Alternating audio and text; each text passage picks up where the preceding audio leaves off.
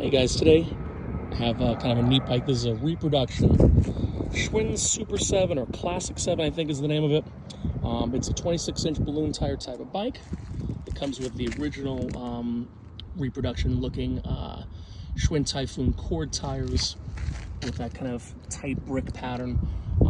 Obviously this is a Reproduction bike. The coloring is off from an original 50s Phantom, but you're getting a lot of the kind of cool features that would actually make it more rideable than the originals.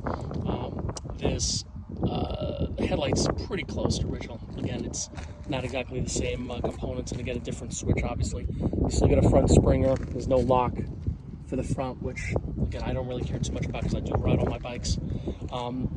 It doesn't have a front drum brake. It has just a rear coaster. But really where this bike shines is the fact that it has a Nexus 7-speed internal hub with a coaster brake. Really gives the bike a lot more rideability. It's very smooth shifting. It just makes it so much more enjoyable than just having one speed. I added a Reproduction Phantom reflector in the back. I believe this came with it, but I don't remember. But I did find that obviously for a taillight that goes right on the rack. I bought these panniers somewhere probably online. They weren't very expensive. Just gives you a little bit more room for carrying some stuff, especially when you have 7 speeds. Gives you a little bit more distance than you normally would have with just one, just because it's easier to ride longer distances. The seat's not too bad. No, it's not like that kind of brown satellite color that the older ones had, but it's fine. It's very comfortable. I do like it.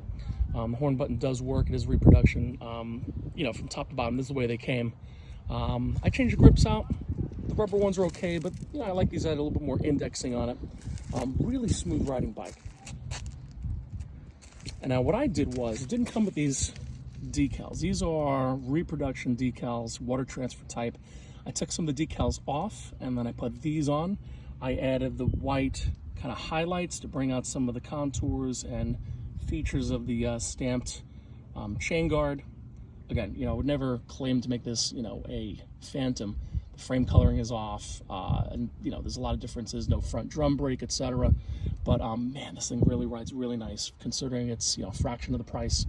You know, with today's prices, Phantoms are finally coming back down again. But I mean, if you want just kind of a ratty complete bike, you're looking at $850, $1,000, maybe $1,100. Something that's more rideable, you get into the $1,500 range. And some of the really nice, either original examples or some of the ones that have been completely refurbished, redone, original, you know, Schwinn, Arnold Schwinn, you know, type of bolts and everything like that. They obviously go $2,300, $2,500 and up. So this was definitely not that. This was a fraction of it. Where you're getting much of the features that you normally would get. But it didn't come out too bad. Again, the placement of some of the decals was as best as I could, given that it's, again, Reproduction parts that don't fit like the originals. But it works for me. I mean, I'd love to find like a saddle that looks like that same saddle color with the side metal pieces that kind of protect it in case the bike falls over onto the side of it. But man, it really is nice considering what it is. Just having the 7 speeds, alloy wheels, internal Nexus in the back, shifting through 7 gears, really makes it kind of a joy to ride around. It doesn't feel like, you know, a heavy bike. It feels, you know, just like, you know, it's in the low 40s, I think is close to where it is actually. Yeah, hope you guys enjoy it. Again, this is, I think, from the year 2000, 2001. I bought this from a good friend of mine, Mark, who doesn't live too far away from me in Stratford.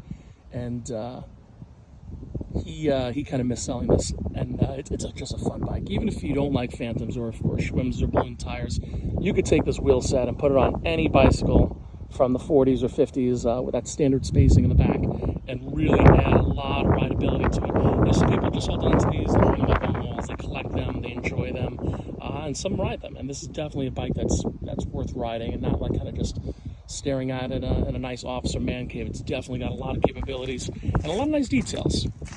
You know, I know a lot of the decals don't exactly work with what the original had, but I mean, it's got the look, it's got the weight, you know, it feels not flimsy, you know, so it's made, you know, overseas, but again, it's got so many great features.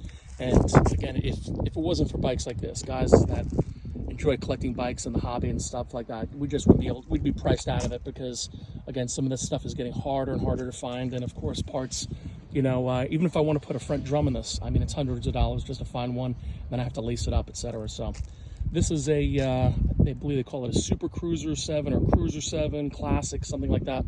This was made about 23 years ago for Schwinn, and hope you enjoy it.